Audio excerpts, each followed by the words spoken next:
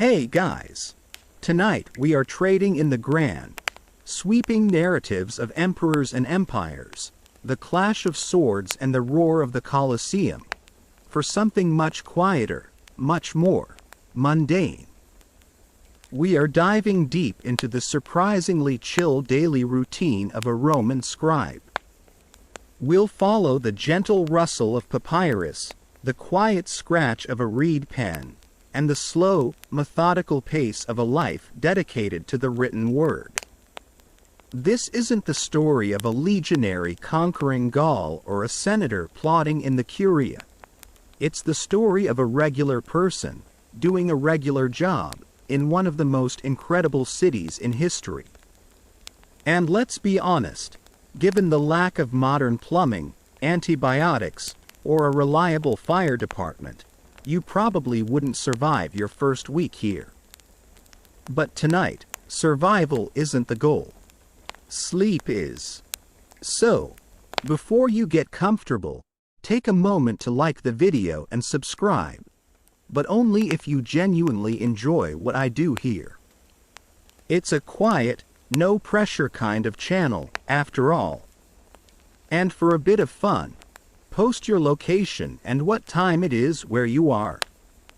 It's always fascinating to see where everyone is settling in from.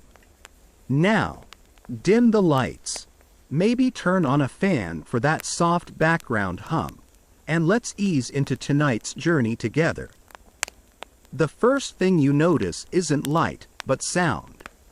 A low, persistent rumble that seems to vibrate up through the floor, through the thin straw mattress, and into your bones.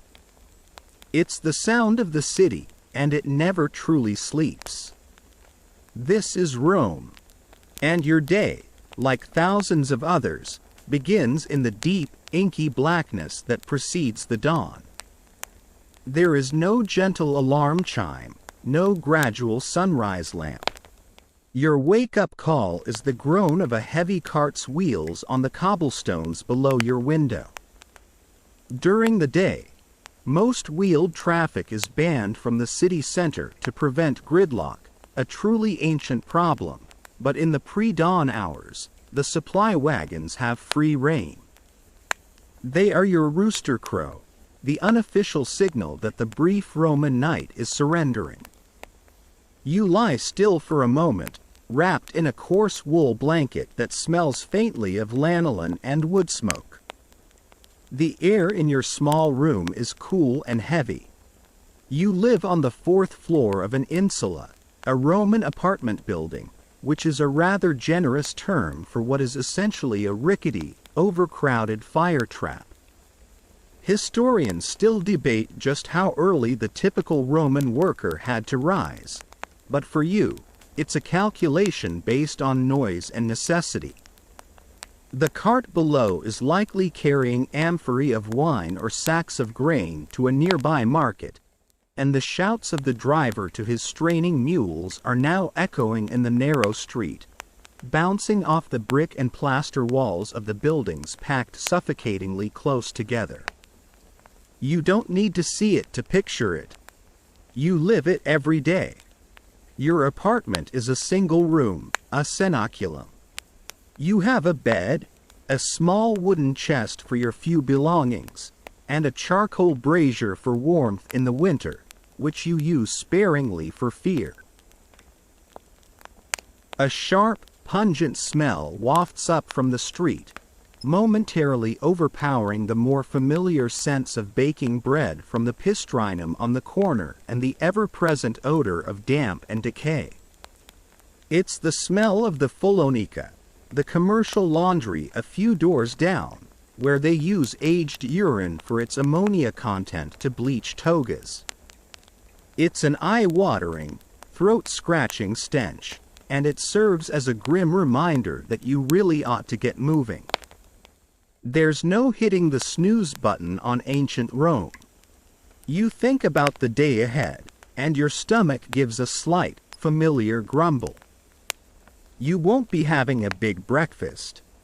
In fact, what the Romans called ientaculum was barely a meal at all, a quirky fact of daily life often lost in the grand histories. For most people like you, it was perhaps a small, dry piece of wheat bread, maybe dipped in a little watered-down wine, or simply some water. There was no morning feast, no gathering around the table. It was a functional, almost forgettable intake of fuel before the real business of the day began. Your version of a grab-and-go coffee and pastry is a crust of bread and the hope that you'll get through the morning without your stomach rumbling loud enough for Cassian to hear. You stand up, stretching your arms towards the low, water-stained ceiling, feeling the familiar stiffness in your back. The day has begun. You are awake, you are a scribe, and the city of Rome awaits your commute. Of fire or, worse, asphyxiation. There's a high, narrow window, not with glass. That's a luxury for the impossibly wealthy, but with a simple wooden shutter that you keep slightly ajar, even on cold nights, for a breath of air that isn't thick with your own exhalations. Through that gap, the sounds of the Sabura, your neighborhood, pour in. A baby crying in the apartment next door, the walls are perilously thin.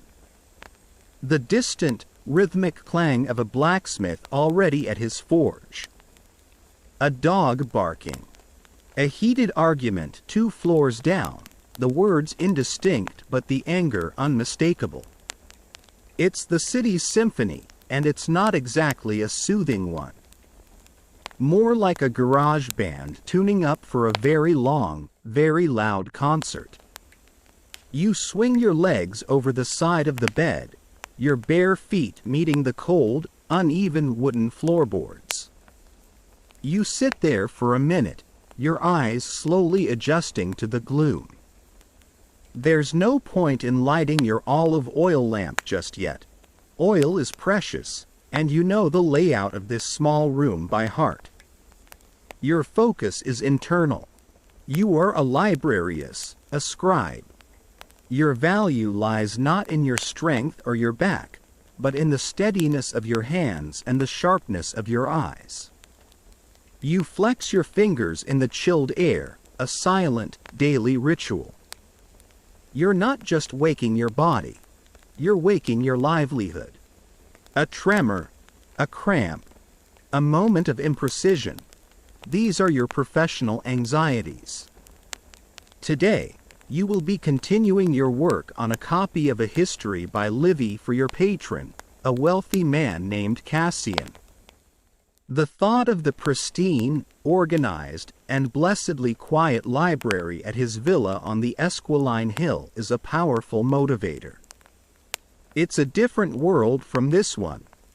The stretch does little to loosen the deeper knots in your shoulders, the ones that come from hours spent hunched over a low desk. Your world shrunk to the space of a single line of text.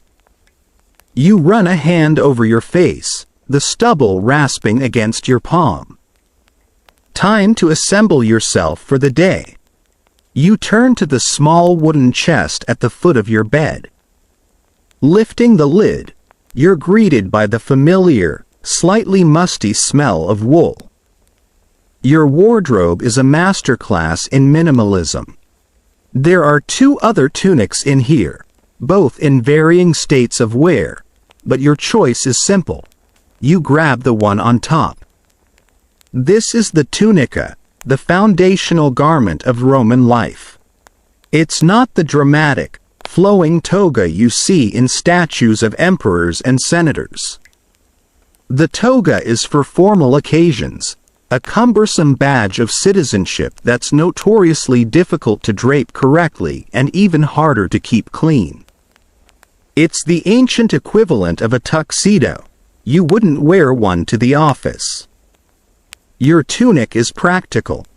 It consists of 2 rectangular pieces of undyed, off-white wool, sewn together at the shoulders and down the sides, leaving openings for your head and arms. You pull it over your head, and the coarse fabric settles over your frame, falling to just about your knees. There are no buttons, no zippers, no complex fasteners. To give it some shape, you reach for a simple leather belt, cinching it at your waist and pulling the fabric up slightly so it blouses over. The entire process of getting dressed takes less than a minute. There's no agonizing over which outfit expresses your inner self, no coordinating colors. Your uniform is function, your style is expediency. Now for your morning ablutions. Next to the chest is a small earthenware bowl holding water you set out last night. It's cold, and dipping your hands into it sends a sharp, awakening jolt up your arms. You cup the water and splash it onto your face once, twice. It's less about cleanliness and more about shocking your system into full wakefulness. There is no soap, not in the way you'd think of it. The wealthy use scented oils and a metal scraper called a strigil at the bathhouses. But here, in your fourth floor walk-up, cold water is the beginning and end of the affair. You run your wet fingers through your hair, combing it into some semblance of order. You glance at a small cloth pouch next to the bowl. Inside is a bit of pulvis dentifriceus, a tooth powder made from things like crushed bone, eggshells, and myrrh. You dip a finger in, grabbing a tiny amount of the gritty powder, and rub it vigorously against your teeth and gums. It's abrasive and the taste is earthy and strange, nothing like the blast of minty freshness a person from the future might take for granted. Some people use the frayed end of a small twig for this job, but you find a finger works just as well. You swish with a mouthful of the remaining water from the bowl and spit it into a clay pot in the corner that serves as your chamber pot, a vessel you will have the distinct pleasure of emptying into the public cesspit later. The goal isn't a dazzling smile. It's the simple, hopeful act of trying to keep your teeth in your head for as long as possible. With that done, your thoughts turn to food.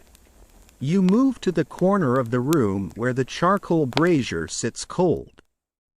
Next to it are your meager pantry supplies, a small sack of farina, a coarse flour made from spelt, and a clay jug of water. You pour a scoop of the flour into a small cooking pot, add a splash of water, and a pinch of salt from a tiny, precious stash. This will be your pulse, your morning porridge. Historians and archaeologists still debate the exact recipe for the common Roman's morning porridge, as it varied by region, season, and wealth. But for you, it has always been this, a simple, unadorned gruel. You place the pot on the brazier, light a few precious slivers of charcoal, and gently blow them to life. As the mixture heats, you stir it with a wooden spoon. The pulse thickens quickly into a gloopy, grayish paste.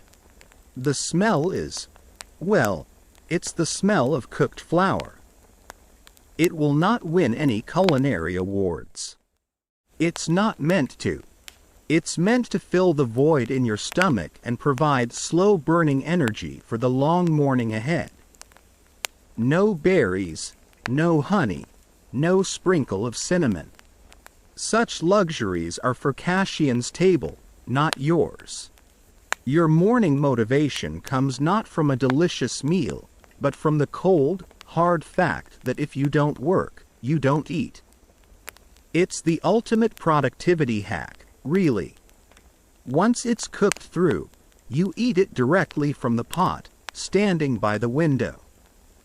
The pre-dawn black has softened into a deep, hazy gray. Below, the street is coming alive. You see figures scurrying in the gloom, cloaked against the morning chill. The sounds are clearer now. The rattle of shop shutters being opened, the call of a vendor selling baked beans, the unmistakable sizzle and pop from a hot food stall. The smell of the laundry is, thankfully, momentarily replaced by the far more appealing aroma of frying sausages. You watch this daily drama unfold as you spoon the bland, hot paste into your mouth. It's warm and filling, and that is all you ask of it. You think about the walk ahead. Through the winding, narrow alleys of the Sabura, across the edge of the Roman Forum, and then up the gentle slope of the Esquiline Hill. It's a journey of social geography, moving from the loud, chaotic, and grimy heart of the common folk to the spacious, manicured, and unnaturally quiet world of the elite. You'll need your wits about you. You'll need to dodge porters carrying heavy loads, avoid the stray refuse tossed from a window above, and navigate the crowds without getting your pocket picked. Finishing the pulls, you rinse the pot with the last of the water from your jug and set it aside. You slip your feet into your sandals, simple leather soles held on by a series of straps you wrap around your ankles. Finally, you grab the heavy iron key for your door and a small leather pouch containing 3 bronze asses. It's not much, but it's enough to buy your midday meal and perhaps a cup of cheap wine on the way home. You pat your tunic, ensuring the pouch is secure. You take one last look around your small, dim room. It's not much, but it's yours. Taking a breath that is equal parts resignation and resolve, you unlatch the heavy wooden door and step out into the echoing darkness of the stairwell. The air in the stairwell is even more stagnant than in your room, thick with the collected smells of your many neighbors' lives. It's a repository of yesterday's cooking, garlic and stewed lentils, mingled with the sharper scent of damp brick and the ever-present hint of human sweat. You grip the cool, rough wall for balance as you descend the 4 flights of steep, worn steps. The darkness is near total, broken only by the thin gray light filtering down from the rooftop opening. Your feet know this journey by heart. The 3rd step on the 2nd flight that has a dangerous wobble, the place on the final landing where the stone is chipped away. You pass the closed door of the family whose baby was crying earlier. It's quiet now. A silent, knowing nod to another early riser, a weaver from the floor below you, as he emerges from his own doorway. No words are exchanged. It's too early for pleasantries, and you are all conserving your energy for the city itself. When you pull open the heavy, groaning main door of the insula, the change is instantaneous and overwhelming. You step from the relative gloom of the stairwell directly into a churning river of sensory information. The street, no more than 10 feet wide, is already a hive of activity. The air is a jumble of competing aromas. The rich, wholesome smell of baking bread from the pistrinum is a welcome top note, but it's fighting a losing battle against the sour stench of a blocked drain, the sharp tang of charcoal smoke, and the lingering ammonia from that Follonica you can't seem to escape. Welcome to the Sabura. Historians still argue about the true nature of Roman street noise.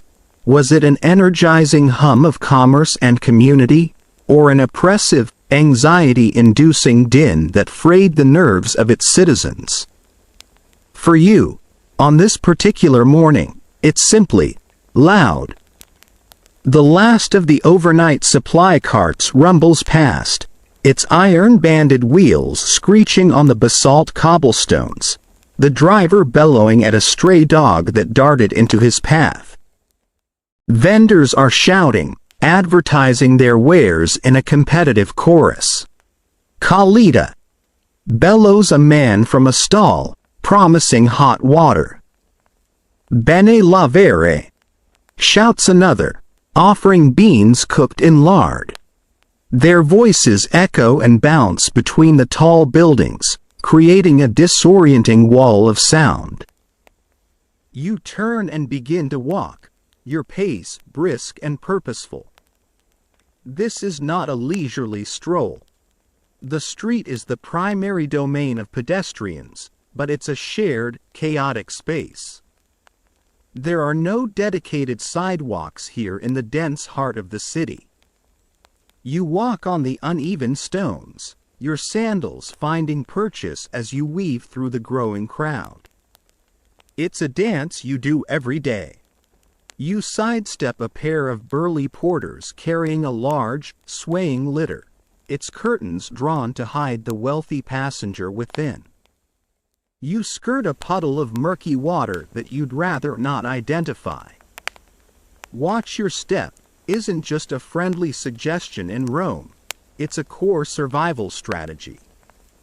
A woman from a second-story window unceremoniously dumps a bucket of yesterday's wastewater into the street, narrowly missing you. You don't even flinch. It's all part of the morning package.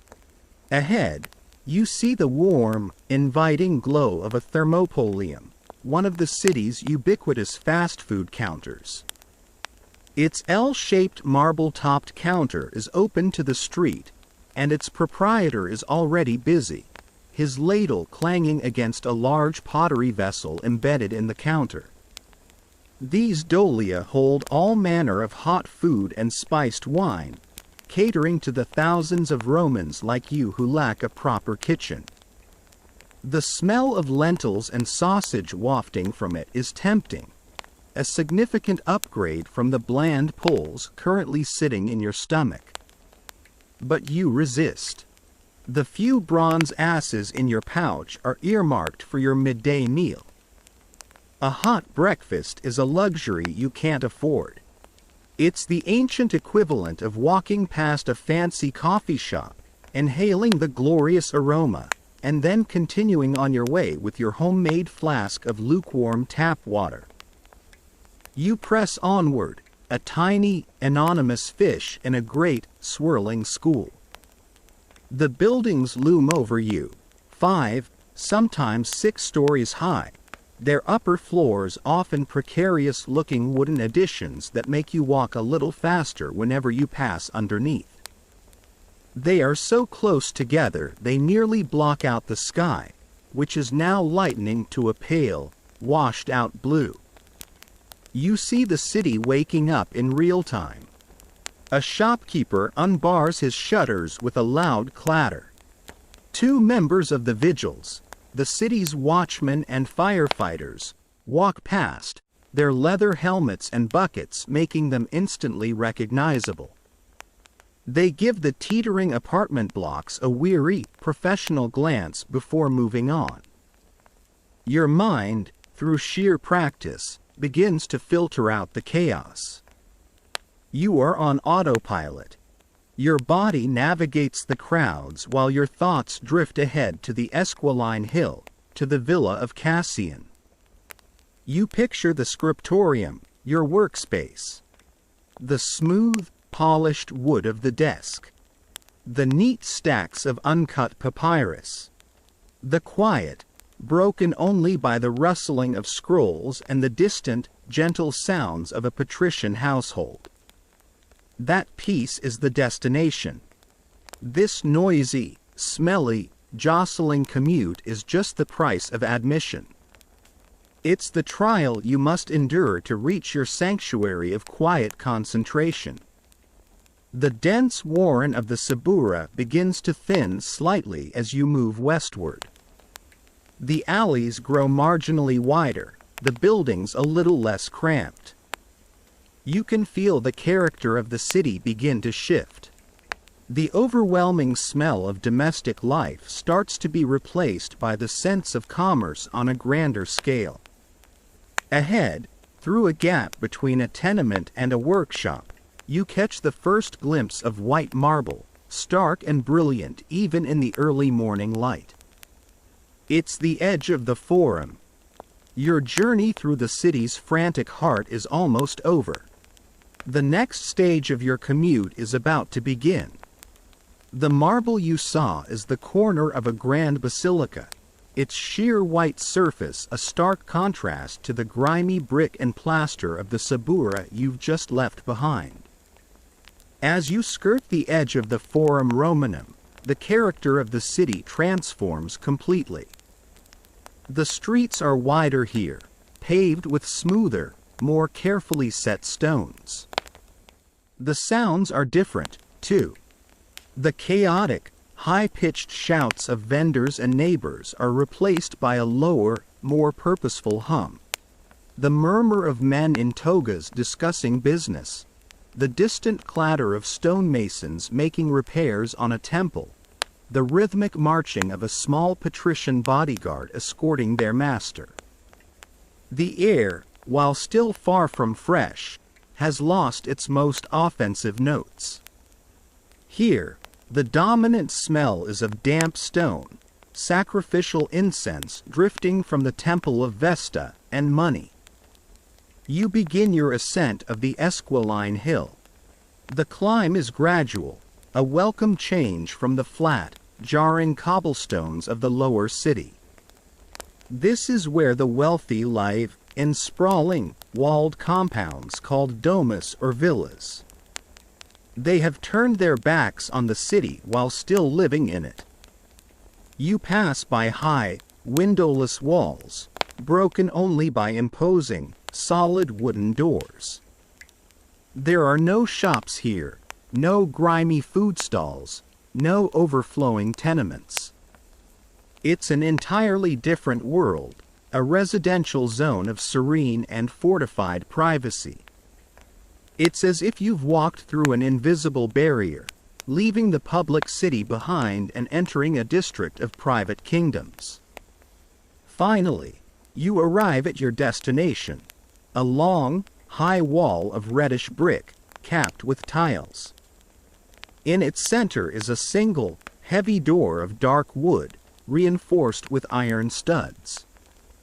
There are no flourishes, no grand carvings. The message is one of imposing, impenetrable security. This is the home of your patron, Cassian. You reach up and knock 3 times on the hard wood, the sound echoing slightly in the quiet street. For a moment, nothing happens. Then, a small square grill set in the door slides open with a metallic scrape, and a pair of dark eyes peer out. It's Titus, the Ianitor, the doorkeeper. He is an old slave, his face a roadmap of long years in service. He recognizes you instantly, his stern expression softening into one of neutral acknowledgement. With a series of clicks and the groan of a heavy bolt being drawn, the door opens just wide enough for you to slip through. You step from the street onto the cool tiles of the entryway, the fauces. As Titus closes and bolts the door behind you, the city of Rome vanishes. The cacophony, the smells, the frantic energy, it's all gone, replaced by a profound and shocking silence. The only sound is the distant, gentle splash of water. Your eyes adjust to the dimmer light, and you look down.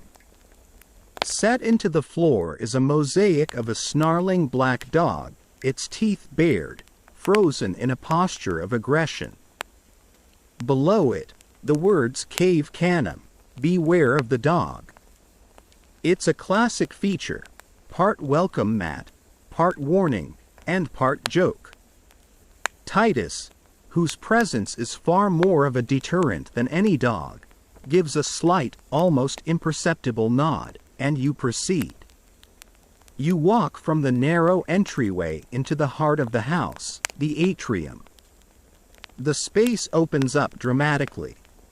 It's a large, square hall, the walls decorated with vibrant frescoes of mythological scenes. High above, the roof is open to the sky in a large rectangle called the compluvium. Directly below it, set into the floor, is a shallow marble pool, the impluvium, which catches the rainwater. A thin, steady stream of water is currently being fed into it from a lead pipe, creating the gentle splashing sound you heard from the door. This is the ingenious design of the Roman elite home. It is built to look inward, creating a self-contained world of peace and order, buffered from the chaos of the city it inhabits. A man in a clean, well-kept tunic approaches you. This is Lucius, the Atriensis, the household steward. He is a slave, like Titus, but his bearing is one of authority and intelligence. Scholars continue to debate the level of literacy among household slaves, but Lucius is clearly educated, organized, and responsible for the entire daily operation of this vast house. He manages the accounts, the other slaves, and the supplies. He gives you a brief, polite greeting. "Sav, Marcus," he says, using your name. "Cassian is expecting you. He wishes you to continue with the Livy manuscript today." You nod in return. "Gratias, Lucius." "Thank you." He gestures for you to proceed. Your path takes you across the atrium, past the busts of Cassian's ancestors staring blankly from their niches, and through the tablinum, his formal office, which is currently empty. Beyond that, you emerge into an even more tranquil space, the peristyle. It's a large, open-air garden, surrounded on all four sides by a covered, colonnaded walkway. The garden is meticulously kept, with neatly arranged beds of herbs, fragrant flowering shrubs, and a small, bubbling fountain in the center. The air here is sweet with the scent of rosemary and lavender, and you can hear the soft buzzing of bees. It's an oasis within an oasis, the most private and peaceful part of the house. It's the ancient Roman version of the ultimate backyard escape, a place utterly divorced from the reality of the city just a few hundred feet away. Tucked into a corner of the peristyle is a room with a wide, open doorway. This is your destination. The library, the biblioteca, your scriptorium. As you step inside, the familiar, comforting smells wash over you. The dry, slightly sweet scent of papyrus, the sharp tang of ink, and the woody aroma of the cedar oil used to protect the scrolls from insects. The room is impeccably organized. On one wall are dozens of pigeonhole shelves, the niddy, or nests, each one holding a rolled-up scroll with a small parchment tag, a titulus, hanging from its end, identifying the work within. Your desk, a simple but sturdy wooden table, is clean and bare, waiting for you. You walk over to it and finally, for the first time since you woke, you allow your shoulders to relax. You made it.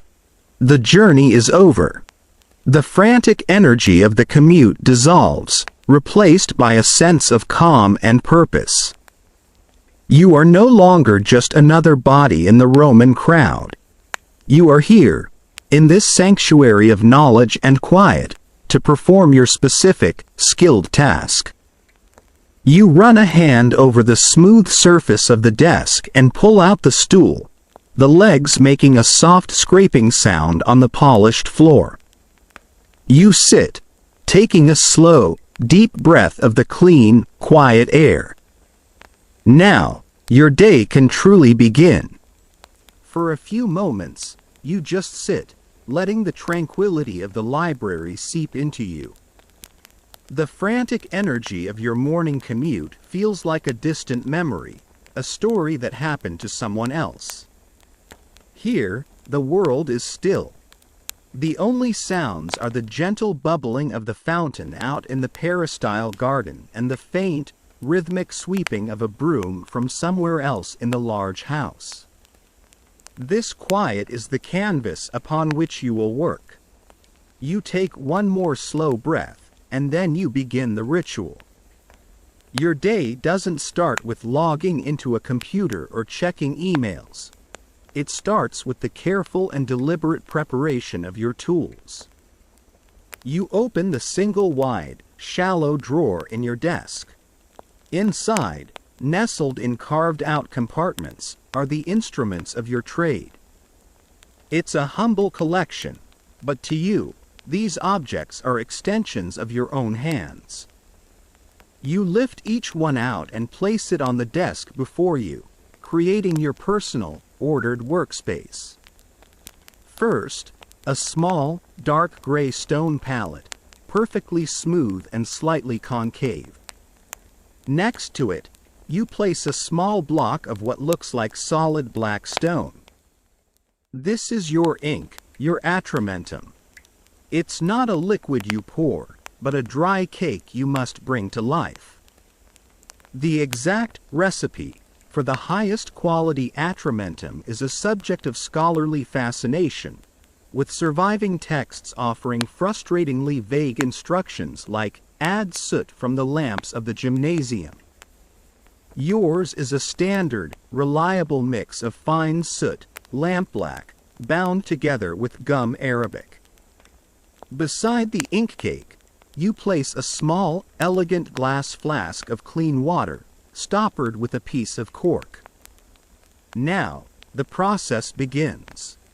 You take the hard ink block and gently rub it on the surface of your stone palette. A fine, black powder dusts the concave center. You set the block aside and unstop the flask, pouring not from the lip, but using a thin bronze rod to pick up a single, shimmering drop of water and release it onto the powder. The black dust instantly darkens and clings to the water. You begin to mix, using the same rod to slowly, patiently work the water into the soot, forming a thick, dark paste. Another drop of water. You continue to mix, your motions small and circular. The consistency is everything. Too thick, and the ink will cake on your pen and refuse to flow. Too thin, and it will feather and bleed into the porous fibers of the papyrus, turning crisp letters into fuzzy blurs. It's a delicate balance, a form of alchemy you perform every single day. The process is meditative, focusing your mind entirely on this small, crucial task. There is no cartridge to snap in, no refilling a reservoir. There is only this slow, patient creation of potential. Once the ink is a perfect, silky liquid, black as a moonless night, you turn your attention to your pen. Or rather, your pens. You pull out a small bundle of dried reeds, your calami. They were harvested from wetlands in Egypt, the same place the papyrus comes from, and shipped all the way to Rome. You select one, rolling it between your fingers, feeling its lightness, its faint ridges. It is a simple, hollow tube, but in a few moments, it will become a precision instrument.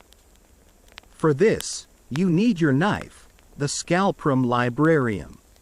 It's small, with a bronze handle and a short, wickedly sharp iron blade.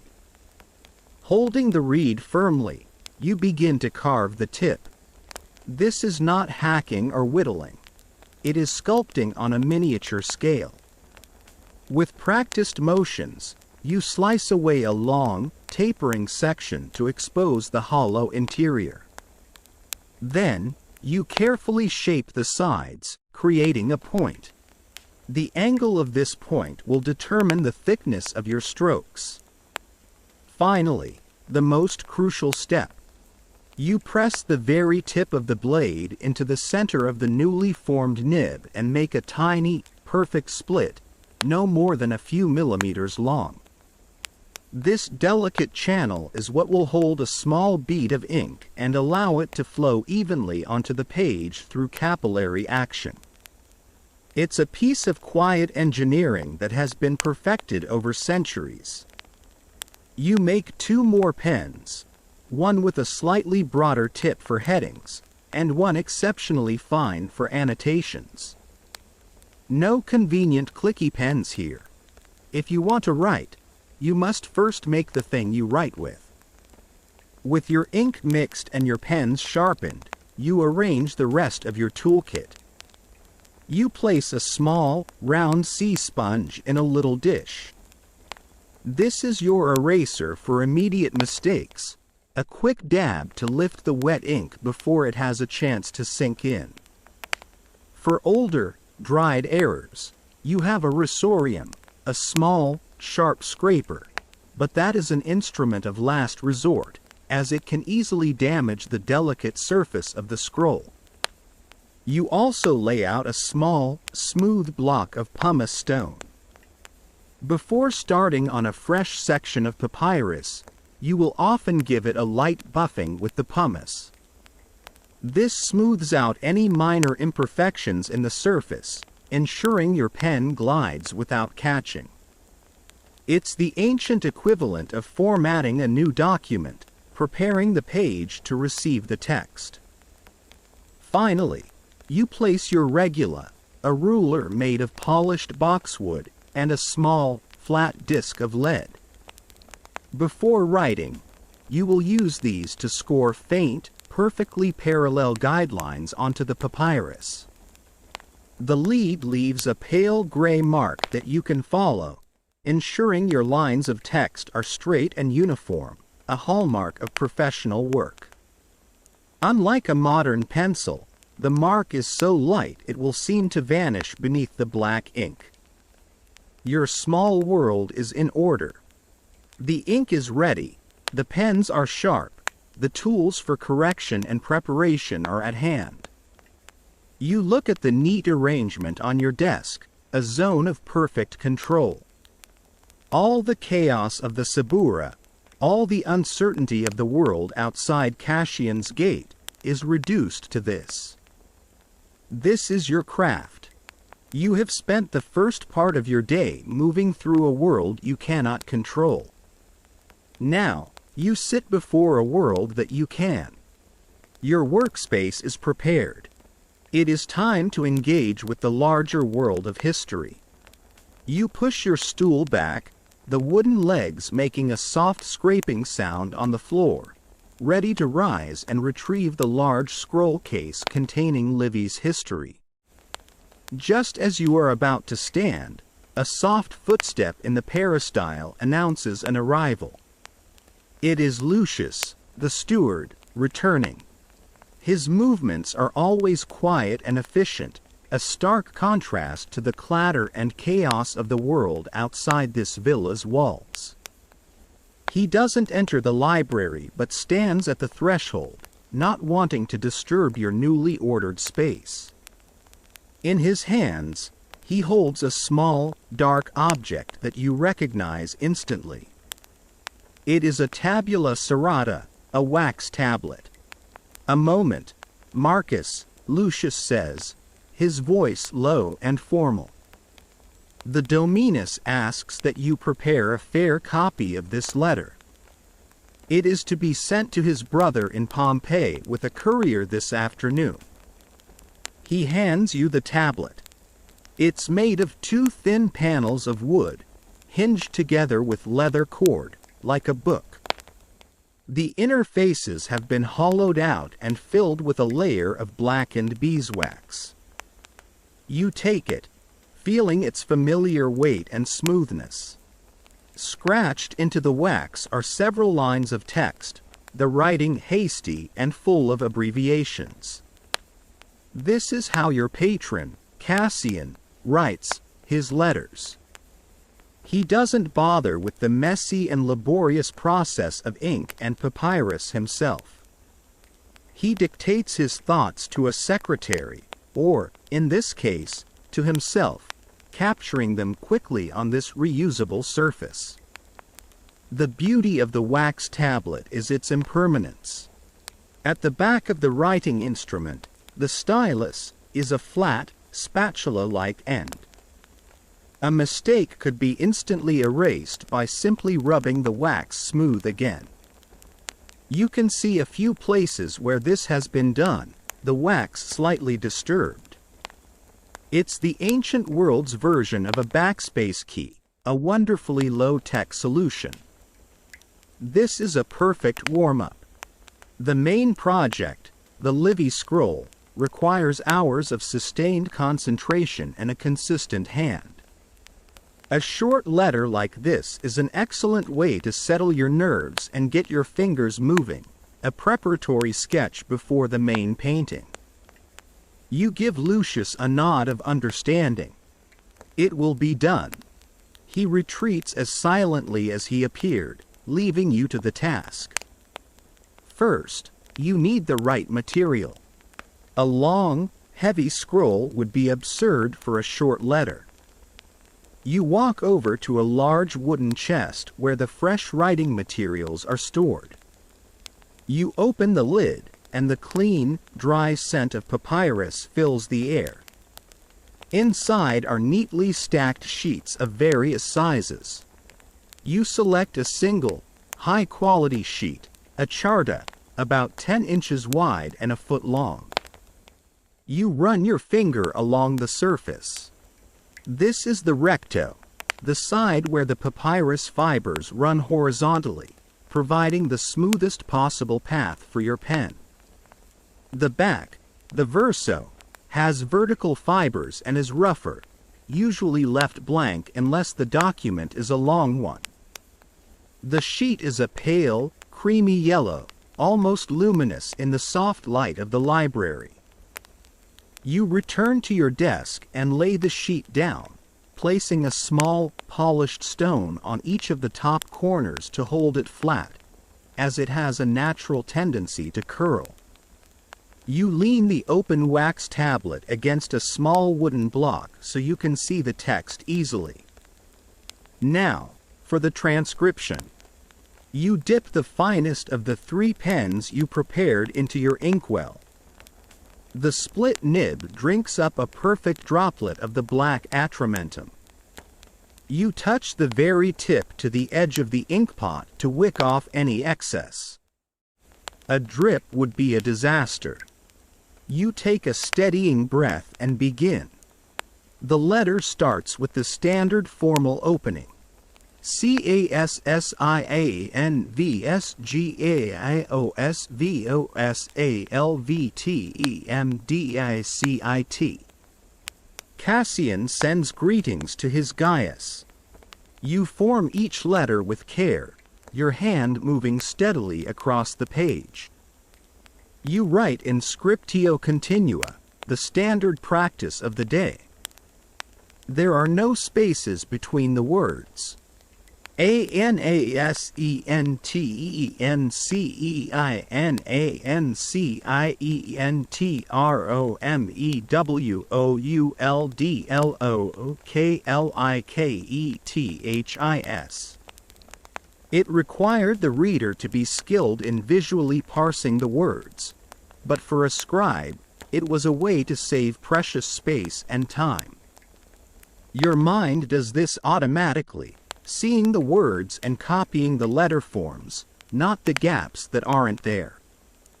As you copy the first line, you notice a minor grammatical error in the wax version, a common slip of the tongue when someone is dictating quickly.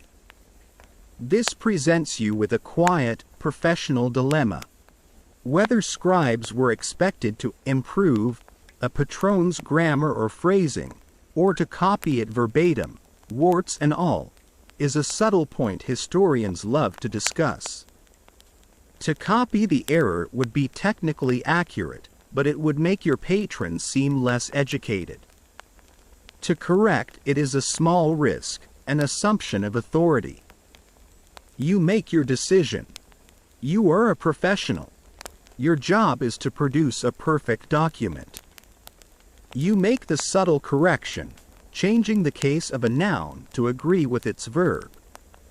It's a silent act of service, a ghosted it that Cassian will likely never notice, but his brother Gaius's educated secretary might. The work is deeply absorbing. The only sound is the gentle, rhythmic whisper and scratch of your reed pen moving across the papyrus. Scratch, scratch, whisper, scratch. A soft tap as you reload the pen with ink every dozen words or so. The black letters stand out in stark, beautiful contrast against the pale sheet. The letter itself is mundane, an inquiry about a delayed shipment of wine from Gaius's estate near Pompeii and a confirmation that Cassian's wife, Livia, has received the fabric she requested. It's the boring, everyday business that keeps the empire running. You reach the closing of the letter, another set of familiar formulas. You write the abbreviated sentiment common in correspondence between friends and family. SVBEEV. Si vales, bene est, ego valio. If you are well, it is good. I am well.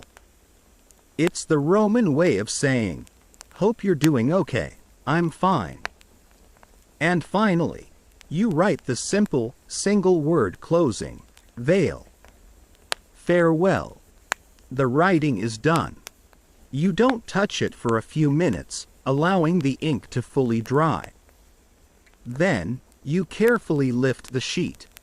Starting from the bottom, you roll it up into a tight, neat cylinder. From the drawer, you take a strand of thin flaxen thread and tie it around the scroll's middle. The letter is now ready for the final step, which only Cassian himself can perform, applying a seal of hot wax and impressing it with his signet ring, the ultimate sign of authenticity. You place the small, bound scroll on the corner of your desk, a finished piece of work. Your warm-up is complete. Your hand is steady. Your mind is focused. The small task is done, a tiny piece of order sent out into the world. Now, for the real work. The little scroll, a brief snippet of commerce and family life, lies complete on the corner of your desk. It's a task finished, a thought captured and sent on its way. Your gaze now shifts from that small, transient piece of work to the wall of shelves, to the world of history that awaits you. This is the real reason you are here. This is your main project. You rise from your stool and walk to the niddy, your sandals making soft sounds on the floor. You scan the small, dangling parchment tags, the tituli, until you find the ones you're looking for. T. Livy a flat herba candida liber IV. Book 4 of Livy's, from the founding of the city. You carefully retrieve 2 items. The first is a large, handsome scroll, its wooden roller, the umbilicus, capped with polished bone. This is the master copy, the one Cassian procured at great expense for his library. The second is your own work in progress, a slightly newer looking scroll, which you have been diligently copying for the past 2 weeks. You carry both back to your desk, their weight a familiar and satisfying burden. This is not a sprint, like the letter. This is a marathon. You sit down and arrange the scrolls for the long session ahead. The master copy you place on your left. Your new scroll, the copy, you place on your right.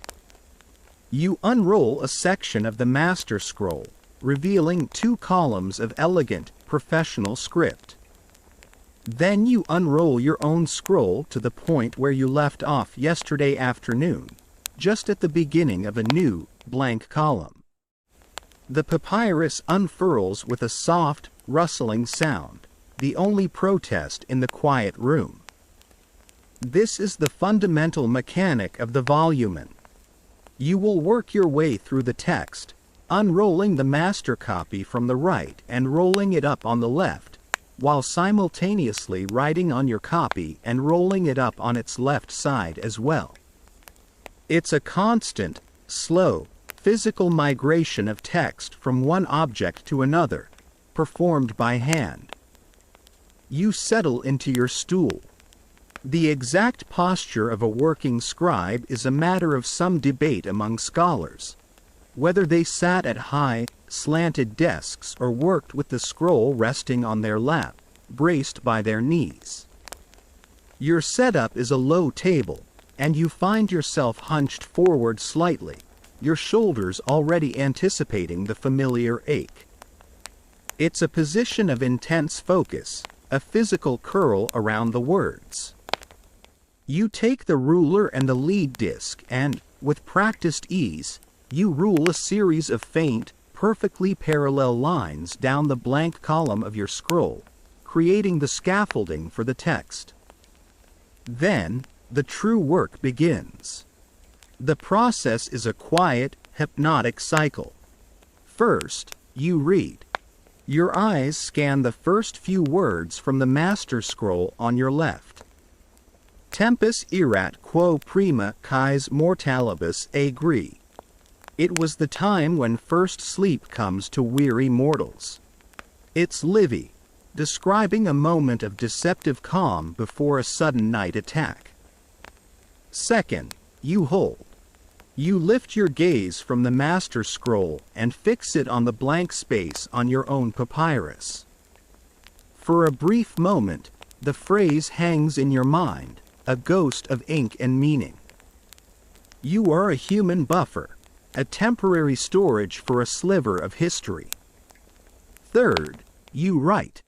You dip your pen into the ink, the same ink you so carefully mixed earlier. You move the pen to your scroll, and your hand, moving with a life of its own, recreates the phrase. The letters flow from the nib, black and precise against the pale papyrus and the faint lead guidelines. The scratch of the pen is a tiny, dry, satisfying sound. And fourth, you repeat. As soon as the phrase is on the page, your eyes dart back to the master scroll to pick up the next segment. Incipit et dono divum gratissima serpit. And begins to creep, a most welcome gift from the gods. You hold it. You write it. You repeat. Again, and again, and again. You enter a state of deep concentration. The world outside the text dissolves. The gentle sounds of the villa fade away. Your own thoughts, your anxieties about rent or the price of bread, they all recede. There is only the source text, the destination, and the bridge between them, which is you. You are a conduit. You aren't truly reading for pleasure or for deep comprehension. To get lost in the story of Camillus and the Gauls would be to risk a mistake, skipping a line, transposing a word. Your mind is focused on the shapes of the letters, the rhythm of the sentences, the flawless replication of the text. It's a strange way to experience a story, like being a tour guide in a beautiful place you're not allowed to look at. Still, fragments of the narrative seep in. You are copying a section detailing a tense political standoff between the patricians and the plebs, a recurring theme in Rome's history. You write the names of consuls and tribunes, words of fiery speeches, descriptions of military formations. It flows through you, from one scroll to the other, and a small part of it sticks. You think about the sheer volume of this work, the hundreds of scrolls that make up Livy's complete history, and the generations of scribes like you who have copied it, keeping it alive. As you near the bottom of the column, you have a fleeting thought about what you'll write at the very end of this entire scroll, once it is finally complete. Perhaps you'll add a small colophon, a scribe's note. You could simply put your name and the date, but some scribes, to protect their work, engaged in a quirky tradition, the book curse. You smile to yourself, imagining adding a line in tiny letters at the very end. May he who steals this scroll be struck by a fever, to protect your patron's investment and your hard work. It's a fun, slightly fringe detail. The sun has climbed higher in the sky. You know this not by looking up, but by the way the patch of light on the library floor has moved from the far wall to the base of a large bronze statue of Apollo. An hour, perhaps two, has passed in what felt like minutes. You write the last line of the column. One column complete. You pause, carefully placing your pen on a small ceramic rest. You lean back, rolling your stiff shoulders and stretching your neck. You look at the work, a perfect black rectangle of text. It is flawless, and there are many more columns to go before the sun is high in the sky. His stretch sends a series of satisfying cracks up your spine, a brief, audible protest from your hunched shoulders. You blink, your eyes slowly refocusing from the miniature world of letters and lines to the larger space of the library. The patch of sunlight on the floor has grown bright and warm, and its position tells you what your grumbling stomach already suspects. The sun is at its highest point in the sky. It is the middle of the day. The morning's session of deep, unbroken focus is over. It is time for the prandium, the midday meal. You cannot simply abandon your work. The materials are too precious, the project too important. You begin the brief but necessary ritual of securing your station. First, you take the small ceramic cap and place it over the top of your inkwell, sealing it from the air to prevent the precious liquid from drying out. You wipe the nib of your pen clean on a soft scrap of linen, leaving it pristine for the afternoon's work. Then, you carefully attend to the scrolls.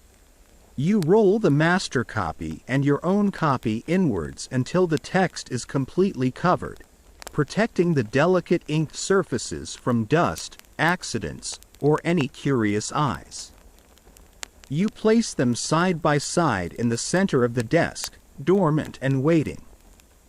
Your work is safe. Now for your own needs. The social etiquette of a worker's lunch break in a wealthy Roman household is something historians can only piece together from scattered clues, but you know the unspoken rules. You are a valued craftsman, but you are not a guest. You would no more wander into Cassian's formal dining room, the triclinium, than you would attempt to use his personal bath. You are expected to provide for yourself. You reach for the small leather pouch you've kept with you, feeling the reassuring weight of the two remaining bronze asses inside. You rise and walk from the quiet of the library, back through the sun-dappled peristyle garden, heading towards the service quarters of the villa, a place you've been only a few times. You find the head cook, a bustling, stout man from Gaul, in the kitchen, a cavernous room filled with the clatter of pots and the smell of roasting meat for the master's main evening meal, the cena. You don't get that, of course. You are here for the Roman equivalent of the staff canteen. You trade one of your bronze coins for your lunch. In return, the cook hands you a simple meal wrapped in a clean cloth, a small round of dark, wheaten bread, a respectable wedge of hard, salty sheep's cheese, and a handful of oil-cured black olives that glisten in the light. You carry your meal back to the peristyle.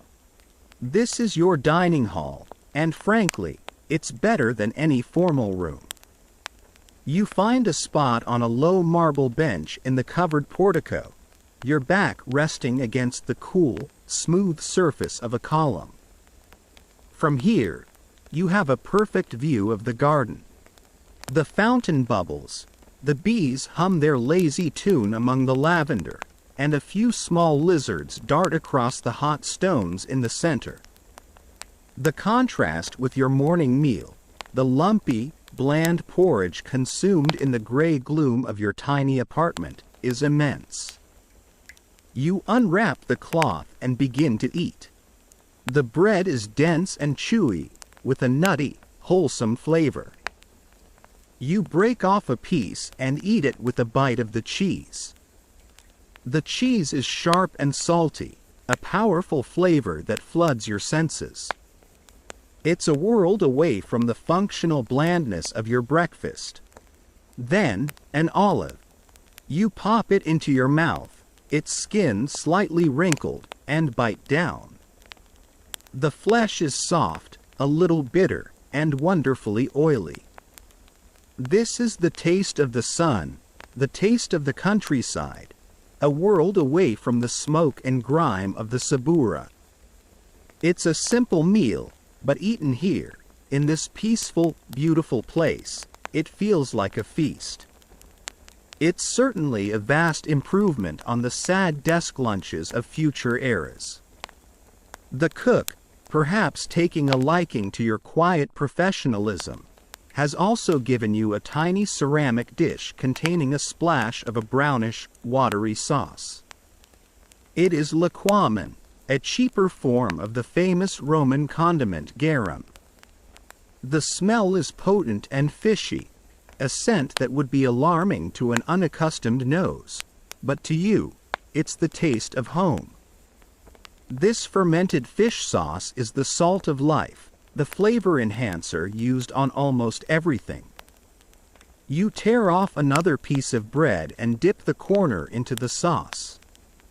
The intensely savory, salty, umami flavor explodes in your mouth, cutting through the richness of the cheese and complementing the bread perfectly.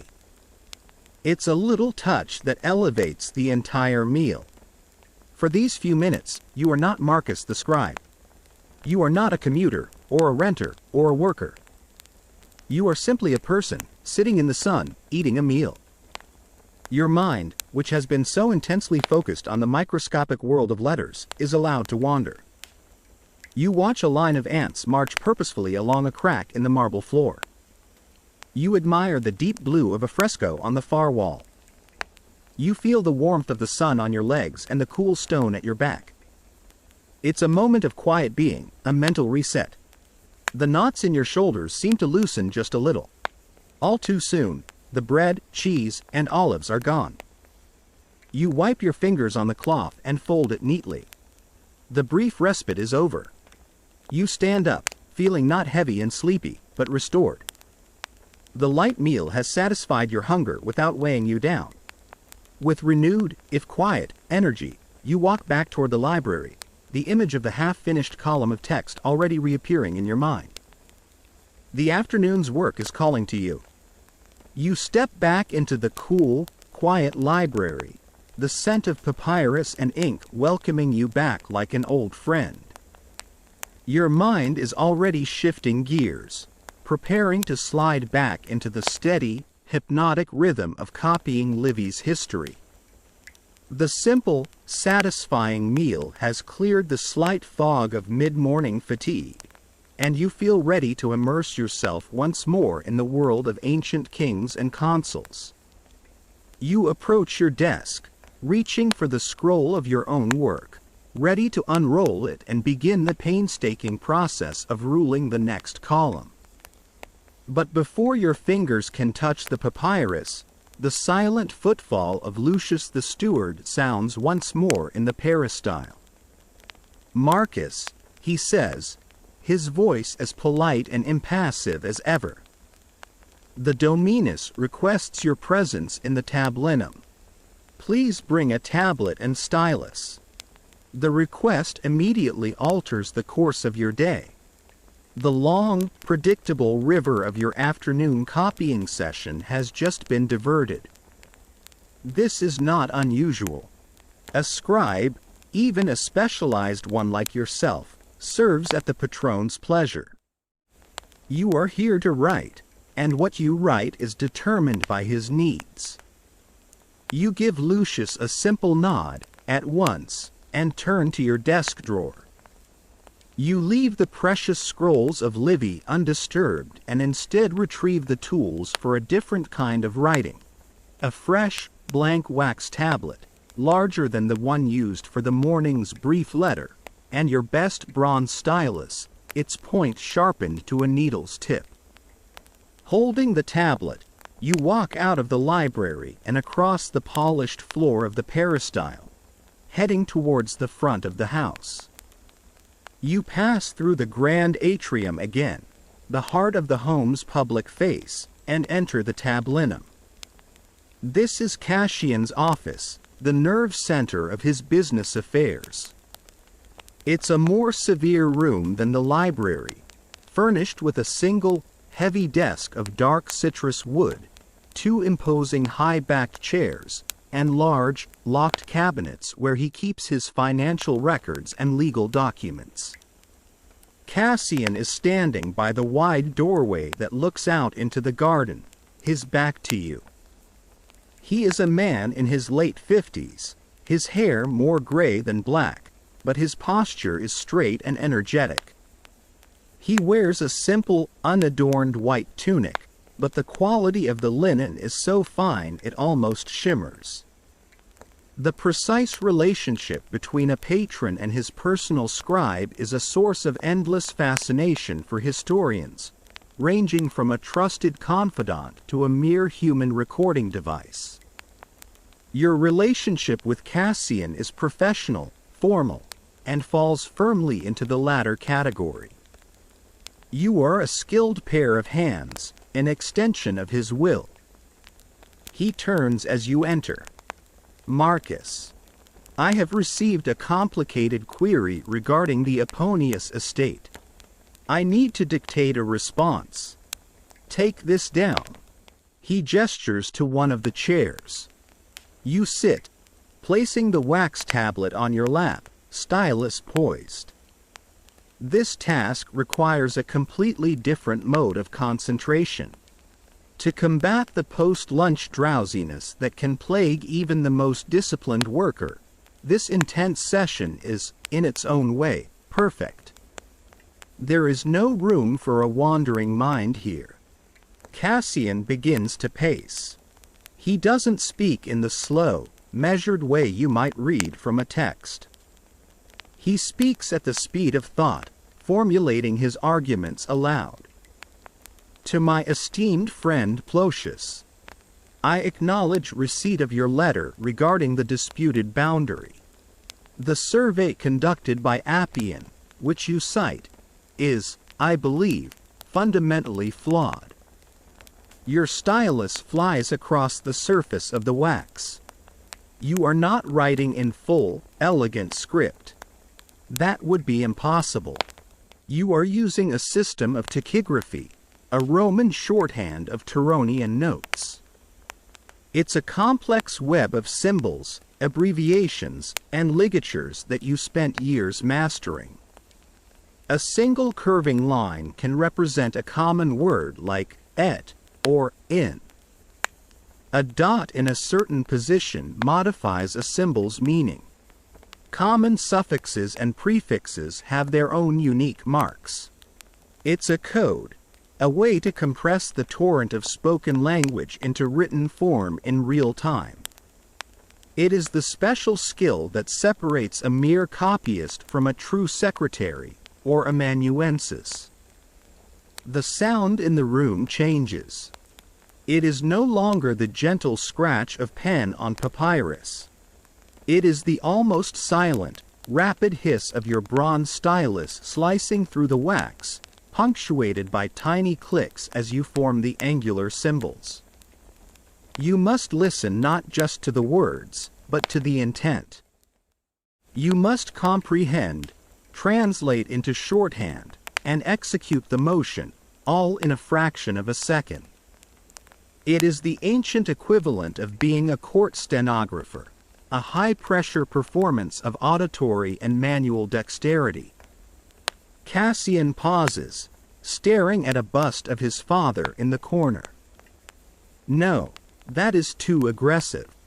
Strike the last sentence. You don't hesitate. You flip your stylus, using the flat end to smear the last few lines of shorthand into a smooth, black smudge. The wax is cleared, ready for the new thought. This is a first draft in its most literal sense. Let us rephrase, Cassian continues. While I hold the utmost respect for Appian's work, our own records suggest a different interpretation of the original survey markers. The dictation continues, a dry and technical monologue of property law, inheritance clauses, and references to previous contracts. This isn't the grand sweep of Livy's history. It's the tedious, essential paperwork that underpins the wealth that allows men like Cassian to own such histories in the first place. After what feels like an hour, but might have been less, Cassian falls silent. He has talked the problem through, organizing his thoughts in the air as you captured them in the wax.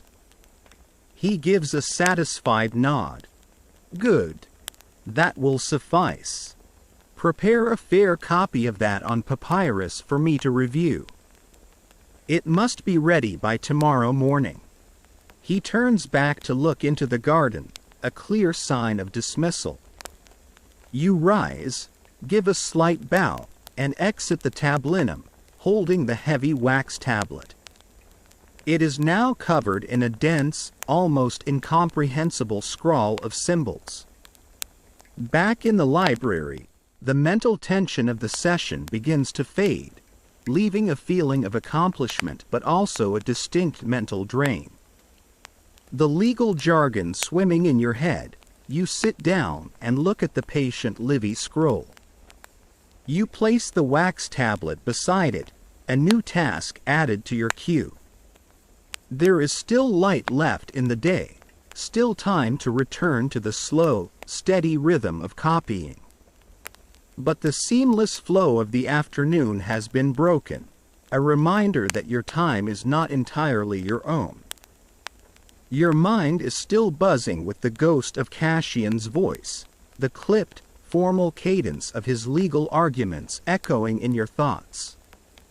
The rapid-fire concentration required for the dictation has left a residue, a kind of mental vibration that is entirely at odds with the slow, methodical focus needed for the Livy scroll.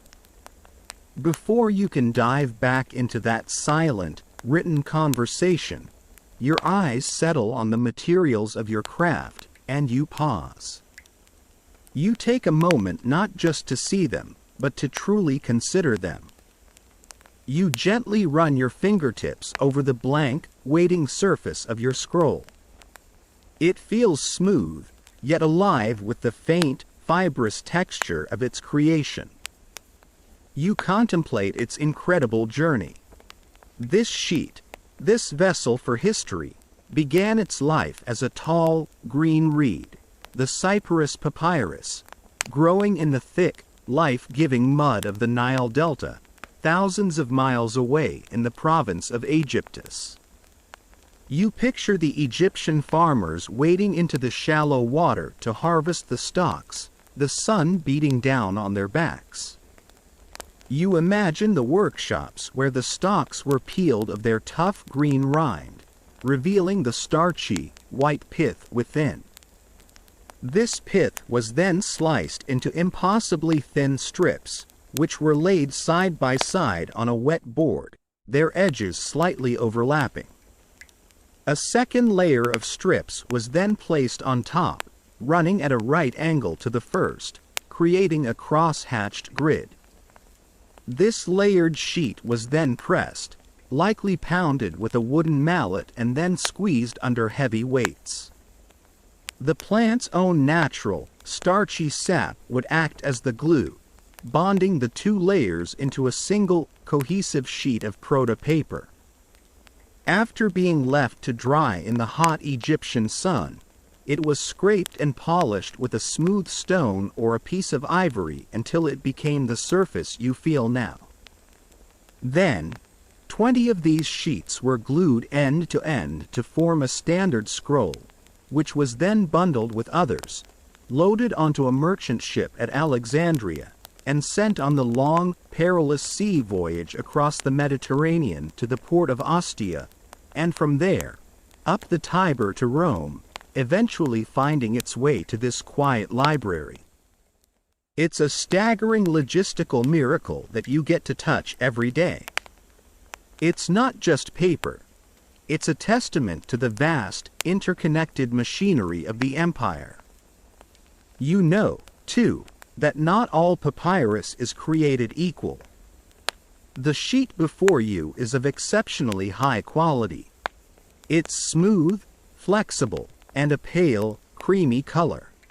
This is the good stuff, what a merchant might call Charta Augusta or Charta Livia, the highest grades, named in honor of the imperial family. You appreciate that Cassian, for all his stern formality, understands that quality work requires quality materials. This is a world away from the coarse, brownish papyrus used for wrapping goods in the market or for the hasty scribblings of a dockside shipping clerk. Using this feels like a luxury, a quiet vote of confidence in your skill. Your gaze shifts from the pale canvas of the scroll to the small, dark pool of ink you mixed this morning. Black as night, your atramentum. Its journey is just as remarkable. The primary ingredient is soot, the fine, black powder scraped from the inside of oil lamps.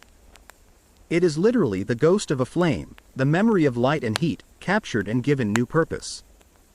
This soot is mixed with gum arabic, the dried sap of the acacia tree, a substance that travels all the way from Africa or the East. The gum acts as a binder, allowing the soot to be suspended in the water you added, ensuring it flows as a liquid but dries as a permanent solid. It is fire and water, earth and air, all mixed in a tiny stone dish. You glance over at the master scroll of Livy. Your eyes are drawn to the headings that mark the start of new sections. They are written not in black, but in a deep, rich red. This is rubrica, the special ink used for titles. The exact composition of Roman red ink, or rubrica, is still analyzed by scientists, as it often involved minerals like cinnabar, a toxic but brilliantly red mercury sulfide, or the more common red ochre, a type of iron oxide clay. From this practice of writing headings in red comes a word that will survive for millennia: rubrics. This splash of color isn't just decorative.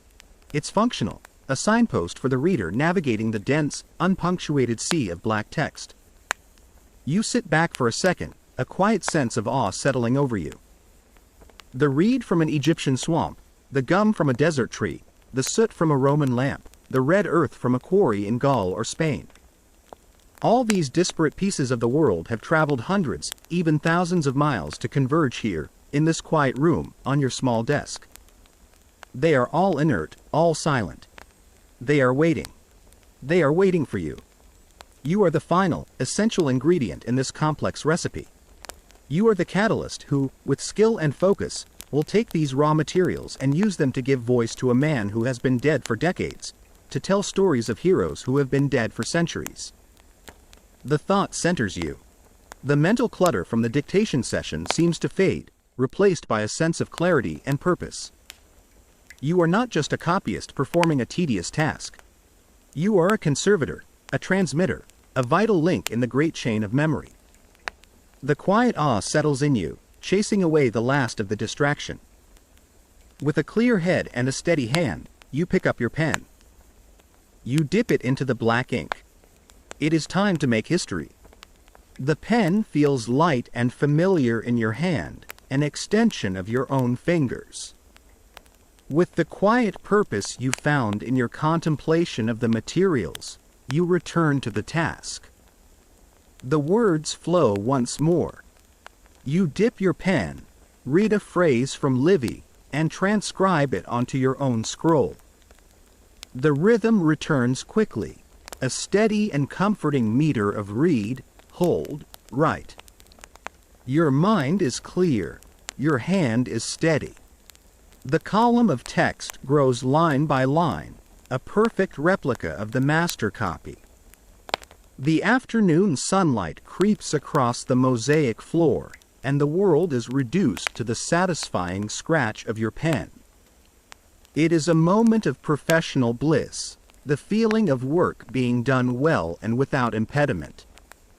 And it is, of course, the perfect moment for something to go terribly wrong. It happens innocently enough. As you finish a line, you pause to dip your pen, and your eyes drift casually over the previous column of text, the one you completed before your midday meal. You admire the uniformity of the letters, the straightness of the lines. It looks perfect.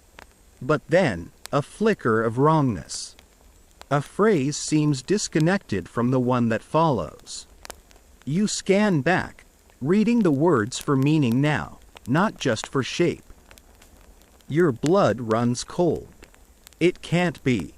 You look at the master scroll, reading the same passage. Then you look back at your own. The cold certainty settles in your stomach like a lead weight. You have skipped an entire line of text. It's a classic, sickeningly common scribal error, a trap for the tired or momentarily distracted eye.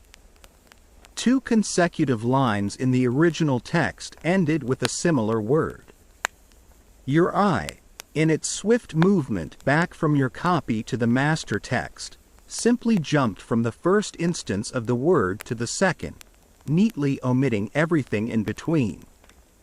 It is a mistake known to grammarians as homoteleuton, but to you, it is a small, personal disaster. The perfect column is a fraud. The work is corrupt. You feel a flush of frustration and anger, directed entirely at yourself. It is the ancient, amplified equivalent of spotting a catastrophic typo in an email the exact second after you've hit send. For a brief, desperate moment, you wonder if you can leave it. Who would know? Perhaps the error exists in the master copy as well?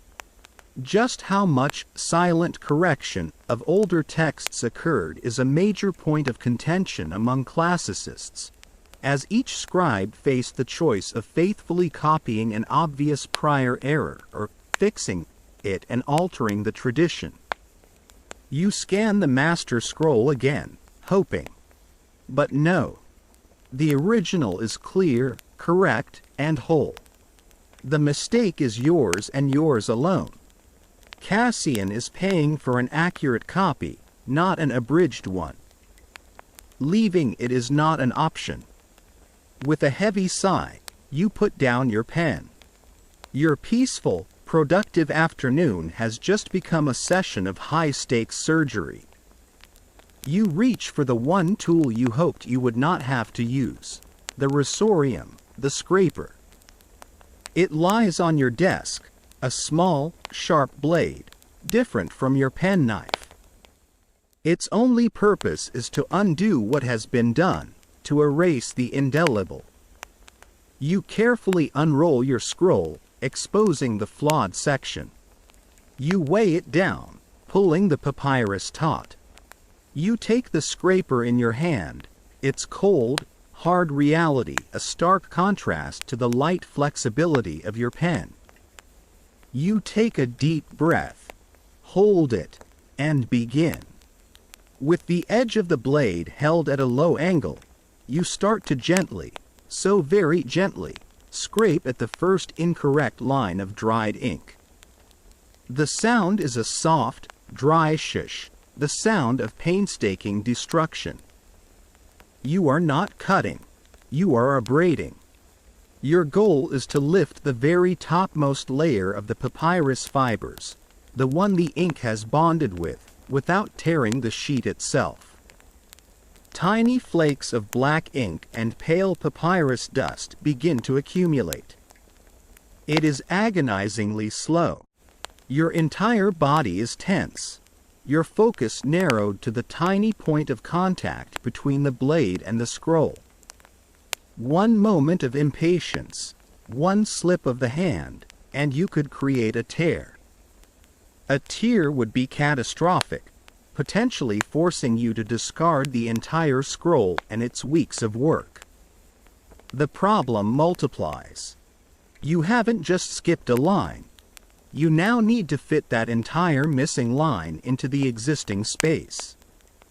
That means the line you wrote after your mistake must also be removed. The zone of destruction doubles. You scrape, your knuckles white. The whisper of the blade continues, a sound of pure tension. After what feels like an eternity, you have succeeded. Where there were once 2 lines of neat black text, there is now a blank, fuzzy, and wounded-looking patch of papyrus. The surface is visibly thinner, its texture rough and disturbed. It is a scar. Now, you must dress the wound. You take your block of pumice and lightly, carefully buff the scraped area, trying to smooth it down as much as possible. It helps, but the scar remains. The final, and perhaps hardest, part of the operation is to write on this damaged surface. You know the abraded papyrus will be more absorbent, that the ink will be prone to bleeding. You will have to write the 2 correct lines in a slightly compressed hand to make them fit. You take your finest pen, dip the very tip in ink, and with a hand that feels impossibly heavy, you begin to write in the scarred space. The pen drags and catches on the rough fibers. You have to use a lighter touch, a slower speed. Each letter is a struggle. Finally, it is done. The 2 lines are there. The text is now whole, the history restored. But it is not beautiful. To any trained eye, the repair is obvious. The letters in that section are slightly cramped, the ink a fraction fuzzier than elsewhere. You sit back, a wave of pure, unadulterated relief washing over you, followed by a profound exhaustion. The surgery is over. The patient will live, the scroll is saved. But the ordeal has cost you. It has cost you time, energy, and a little piece of your professional pride. The afternoon sun is now slanting low through the library, and its golden light seems to mock the ugly, scarred patch on your otherwise perfect work. The tension from the delicate repair work drains out of you, leaving you feeling hollowed out and weary. You rest your forehead in your hand for a moment, the image of the scarred papyrus burned into the back of your eyelids. A glance out towards the peristyle confirms what your tired eyes already knew. The quality of the light has changed. The strong, clear light of midday has been replaced by the soft, golden, and distinctly weaker light of the late afternoon. The sun is making its slow descent behind the hills of Rome. For you, this is the final bell. This is the signal that the workday is over. At what point artificial light, smoky, expensive oil lamps, was deemed acceptable for detailed scribal work is a point of debate, but for most, the fading of the sun meant the end of the day. The risk of eye strain, of making another catastrophic error in the gloomy, flickering light, is far too great. And the thought of bringing an open flame into this room, filled with the driest, most flammable paper imaginable, is enough to make you shudder. Your day is governed by the sun, and the sun has declared it is time to stop. You begin the slow, deliberate ritual of putting your workspace to bed. It is the soothing reverse of the ritual you performed this morning. Each careful action helps to wipe away the stress of the day, particularly the anxiety of the recent repair. First, you attend to the ink. You take a damp piece of linen and meticulously wipe your stone palette clean, removing every last trace of the black liquid. The ink is too precious to waste, and leaving it to dry would just mean more work tomorrow. The palette, once cleaned, is returned to its compartment in the drawer, its surface smooth and gray once more. Next are the pens. You wipe each calamus clean, ensuring no ink remains in the delicate, split nib. You inspect their points.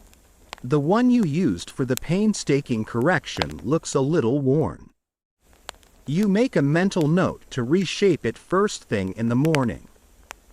One by one, you place them in their felt-lined groove in the drawer. Then you put away the other tools. The lead disc, the boxwood ruler, the pumice stone. You give the risorium, the scraper, a brief, hostile glare before putting it away. You hope not to see it again for a very long time. Soon, your desk is as it was when you arrived, clean, bare, and orderly. It is a small act of resetting your world, of drawing a firm line under the day's labor. This is a perfectly normal time to be finishing. The Roman workday, for most people, did not stretch into the evening. The day was split. The first half was for negotium, for business, for work. The second half was for otium, for leisure. The baths, socializing, relaxing at home. The Romans might not have had many of our modern conveniences, but the idea of clocking out in the mid-afternoon to actually live your life is one they might have gotten right. Now for the most important part, securing the scrolls. You turn to your work in progress, the Livy scroll. You carefully roll it completely shut, the scarred, repaired section vanishing into the cylinder, a secret hidden until tomorrow. You do the same for the precious master copy, handling it with the reverence it deserves. The two scrolls, one a teacher and one a student, are now dormant. You walk over to the shelf and retrieve a capsa. It is a cylindrical case made of stitched leather, about a foot high, with a fitted lid and a long strap for carrying. It looks something like a modern hat box. It is, in essence, a portable, durable bookshelf for scrolls. You slide the master scroll in first, then your own copy beside it. You can see the small, dangling parchment tags, the tituli, that you glanced at this morning. One reads T. Livy A.B. Urba Conditaiv, and the other, in your own script, Exemplar Marcvs Facit, copy, made by Marcus. Without these little labels, finding any specific text in a large library would be a nightmare of unrolling and re-rolling dozens of scrolls. It's the ancient world's answer to a proper filing system. You place the lid on the capsa and slide the entire container back into its designated spot on the shelves. The history is safe. The work is done. You also take the wax tablet containing Cassian's dictated letter, which now seems like it happened a lifetime ago. You place it carefully on a separate shelf reserved for pending work, a problem for tomorrow morning. You take one last look around the room. The low, golden light fills the space, glinting off the bronze statues and making the colors of the frescoes seem deeper and richer. The library is returning to its state of slumber, its stories and histories held safe and silent in their nests and cases. Your part in its life is over for today. You stand up, your back and shoulders protesting with a dull ache. You walk to the doorway, and with a soft click, you pull the door closed, leaving the library to its silence. The city, and what remains of your day, awaits. The click of the library door latch echoes in the quiet peristyle, a sound of finality. Your workday is over. You walk back through the now familiar path of the villa, your footsteps sounding loud in the growing stillness of the house. The frantic energy of the day's business is winding down, replaced by the calm of domestic life. In the atrium, you see Lucius overseeing two young slaves as they light the household's ornate oil lamps. He sees you, and gives a simple, final nod, an acknowledgement that your duties for the day have been fulfilled. At the main entrance, old Titus the doorkeeper is waiting. He draws the heavy bolt without a word, and the great wooden door swings inward, revealing the city you left behind this morning. You step out, and the change is just as stark as it was upon your arrival, but entirely different in character. The air is no longer cool and sharp, but soft and warm.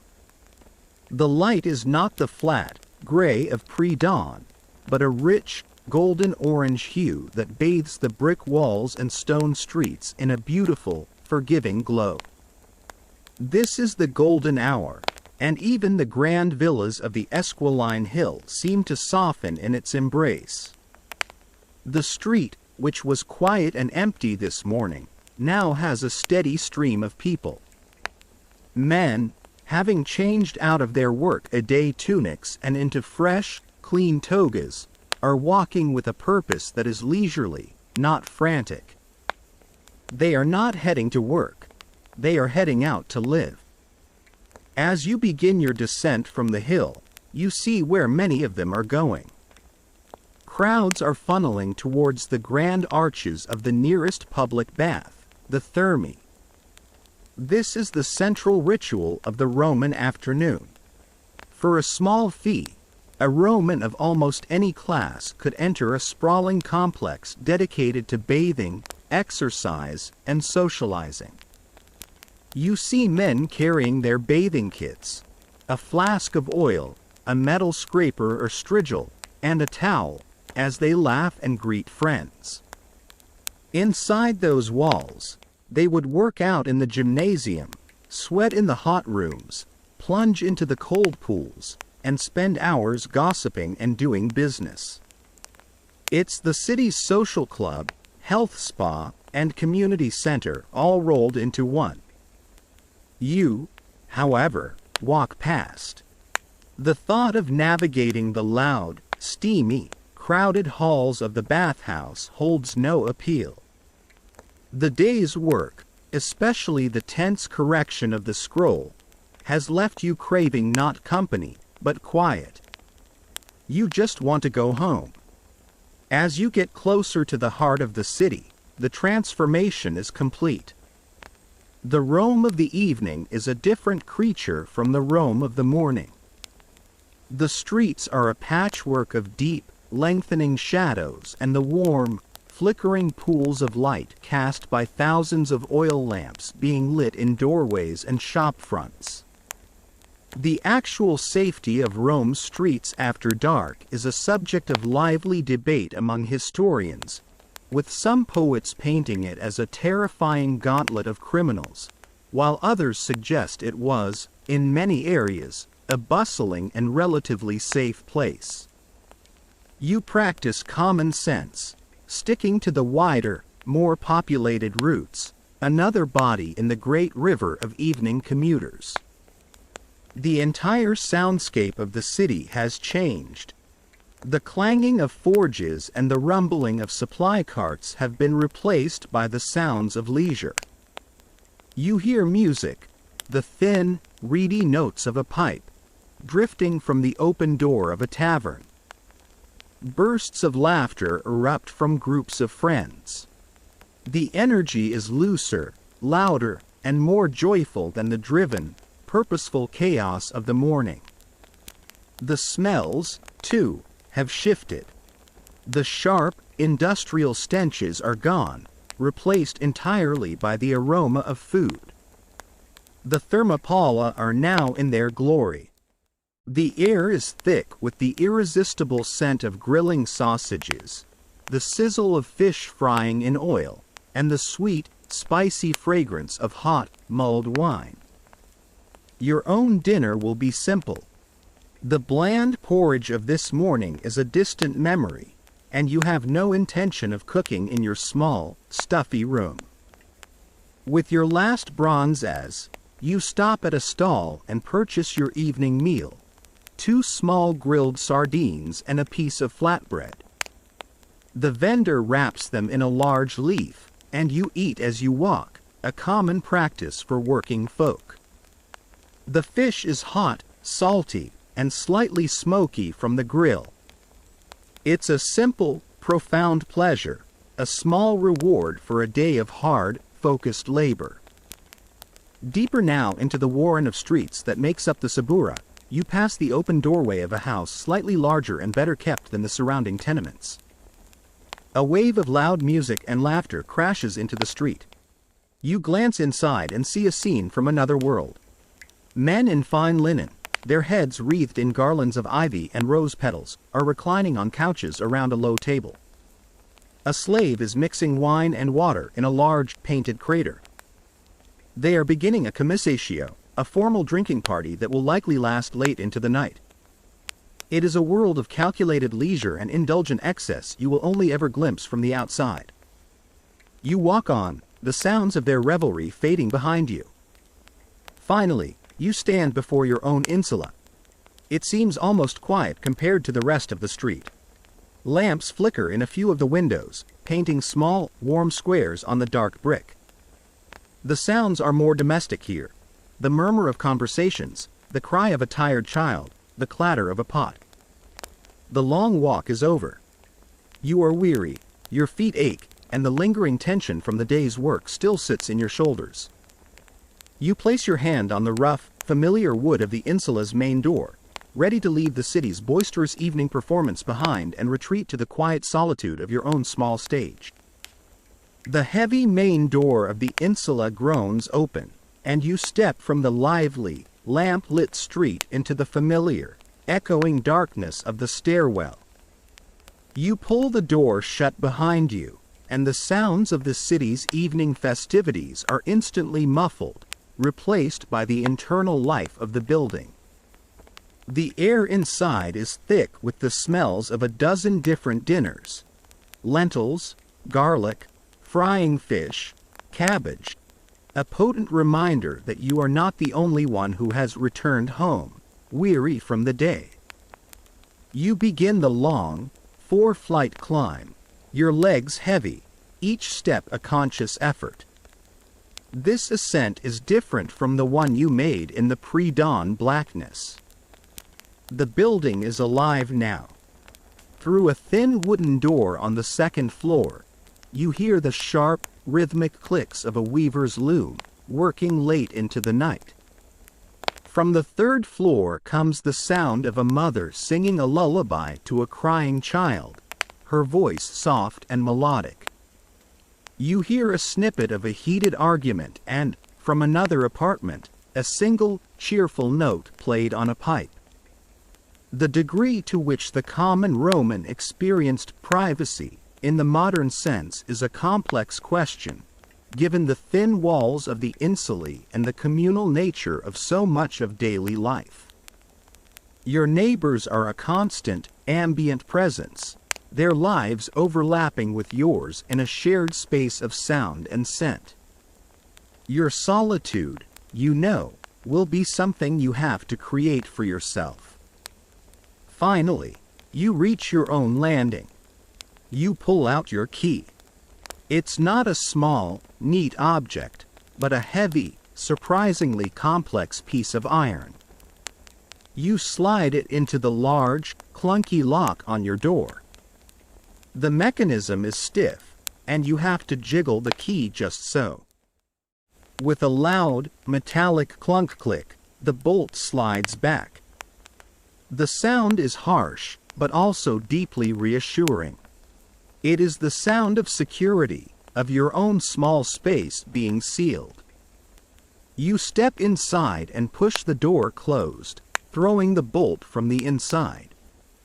The final, definitive thump of the iron bar settling into its bracket separates you from the rest of the world. The room is pitch black and stuffy. Your first act is to create light. You feel your way to the small niche where you keep your single olive oil lamp. It's a simple, terracotta saucer with a spout for a wick. You check that there's enough oil, then you take out your flint and steel. Striking them together, you send a small shower of sparks onto the charred linen wick. For a moment, nothing happens. Then, a tiny orange spark catches, smolders, and blossoms into a small, steady, teardrop-shaped flame. The darkness doesn't vanish. It just recedes, pushed back into the corners of the room, creating an intimate circle of warm, flickering light. You stand in the center of your small room, the events of the day washing over you. The memory of Cassian's quiet, orderly villa feels like a dream when contrasted with this cramped, humble reality. You can still feel the ghost of tension in your shoulders from the painstaking repair of the scroll. You kick off your dusty sandals, the cool floorboards a relief to your tired feet. You pour a cup of water from your jug and drink it down, then splash some on your face, washing away the grime of the city. You sit on the edge of your bed, staring into the lamp's small flame, simply breathing. This is the beginning of your unwinding. After a few minutes of quiet contemplation, you feel the need for a distraction, something to fully flush the remnants of the workday from your mind. You turn to the wooden chest that holds your clothes. Tucked carefully beneath your spare tunics is your one true luxury, your escape. It is not a pristine scroll on bleached white papyrus like the ones in Cassian's library. It is a tattered, well-used, second-hand copy of a popular comedy by Plautus. You lift it out carefully. It's a scroll, but a cheap one. The wooden rollers are gone, lost long ago. The edges of the papyrus are frayed and softened with use. In several places, the sheet has been torn and repaired with clumsy paste. It's darkened with age and the oils from the hands of countless previous readers. To a collector, it would be worthless. To you, it is priceless. This is not work. This is pleasure. This is a story you read not for accuracy or for a patron, but for the simple joy of it. You settle back against the wall, propping your wool blanket behind you, and unroll the first part of the scroll, angling it towards the lamplight. You begin to read, your lips moving silently as you sound out the familiar, boisterous dialogue. Reading for leisure is a different skill from the technical reading you do all day. Your mind relaxes, allowing itself to be carried away by the silly plot of a braggart soldier, a clever slave, and a pair of star-crossed lovers. The formal, epic prose of Livy is replaced by the energetic, witty, and sometimes vulgar language of the Roman street. The jokes are simple, the characters are archetypes, but it works. A small smile touches your lips, and you even let out a soft chuckle as the clever slave devises a particularly ridiculous scheme to fool his master. For the next hour, this is your world. The sounds of your neighbors fade into a distant, meaningless hum. Your small, lamp-lit room becomes a theater. The day's anxieties, the tedious commute, the pressure of the dictation, the heart-stopping moment of discovering your error, all dissolve into the background. You are completely absorbed in the story.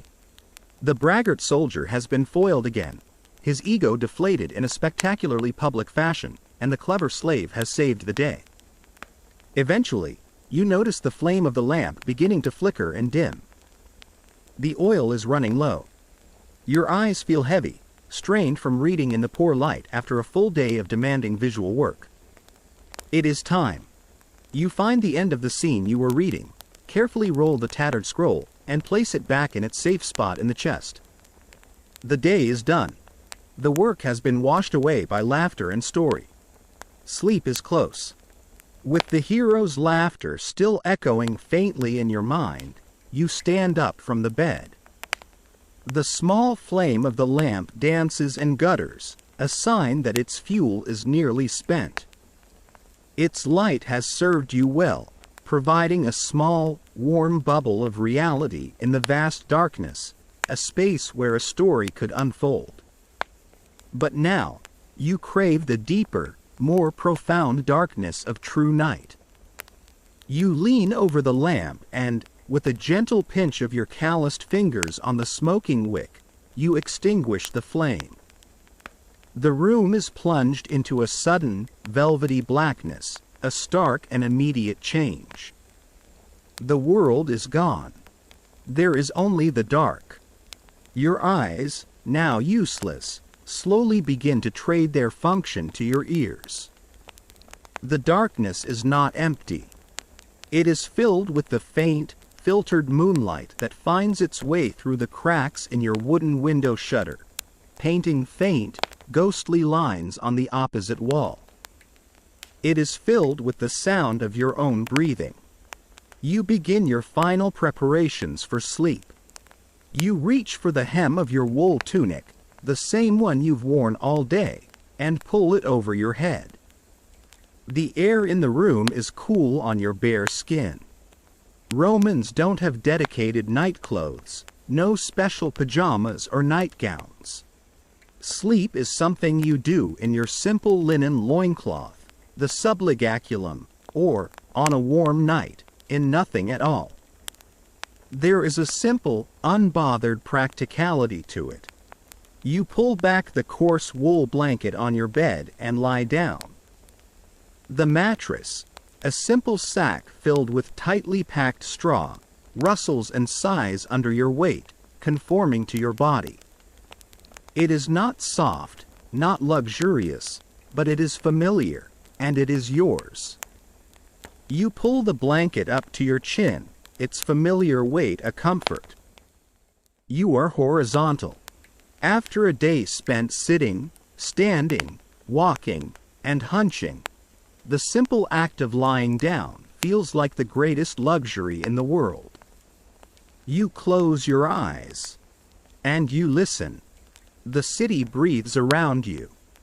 Rome at night is not a silent place. The roar of the day has subsided, but it has been replaced by a different set of sounds, a nocturnal symphony. You hear the distant, indistinct shouts of revelers making their way home from a late-night party, their laughter echoing in the narrow streets. It might even be the men you saw earlier, their commissatio finally over.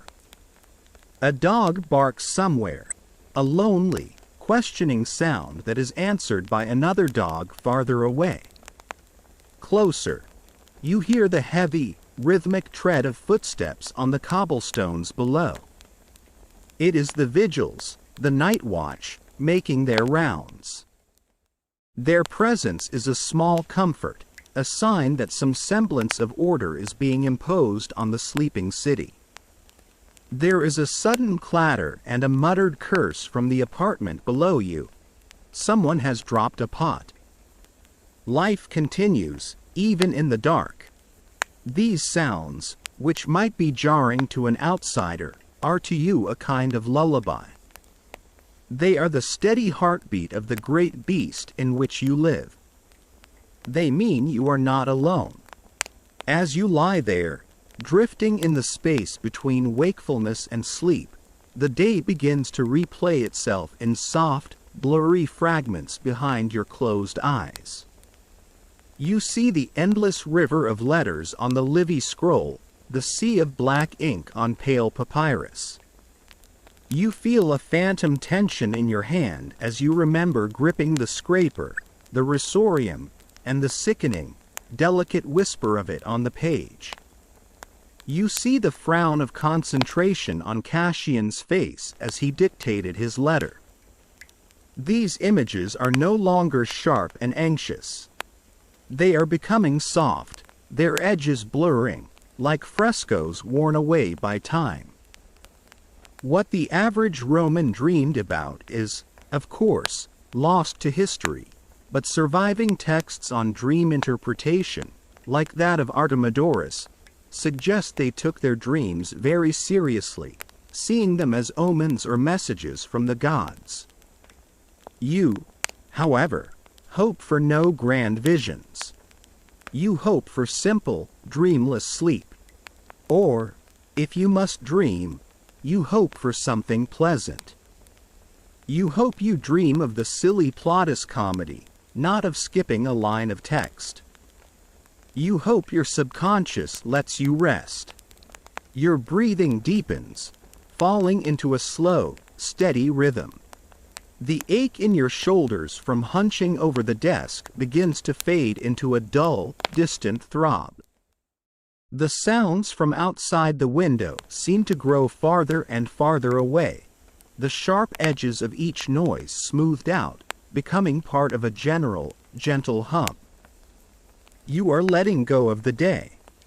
You are no longer Marcus the scribe, or Marcus the commuter, or Marcus the tenant. The labels are dissolving. You are just a body, warm beneath a wool blanket, in a small room, in a vast and sleeping city. The last coherent thought, a hazy memory of the bubbling fountain in Cassian's garden, loses its form, dissolves like ink in water, and you drift away on the quiet, dark tide of the Roman night. The city sleeps around you now, a gentle, breathing giant. The last of the revelers have found their way home, and the watchman's footsteps have faded into the distance. The cool night air whispers through the sleeping streets, carrying with it the faintest scent of wood smoke and old stone. In your small room, you are safe, you are still. The long day, with its journey and its labor, its small frustrations and its quiet triumphs, is over. It has been folded up and put away, just like the scrolls in the silent library. There is nothing left for you to do now, nothing to worry about, nothing to correct. The scribe has done his work, and now he rests, drifting in a deep and dreamless quiet. And just as the scribe can now let go of the day, you can too. You can let the story fade, let the images dissolve into a soft and comfortable darkness. There is only the gentle rhythm of your own breathing now, a slow and steady wave carrying you out into a calm, quiet sea of sleep. Let the current take you. Let the gentle darkness hold you. There is only rest here. There is only peace.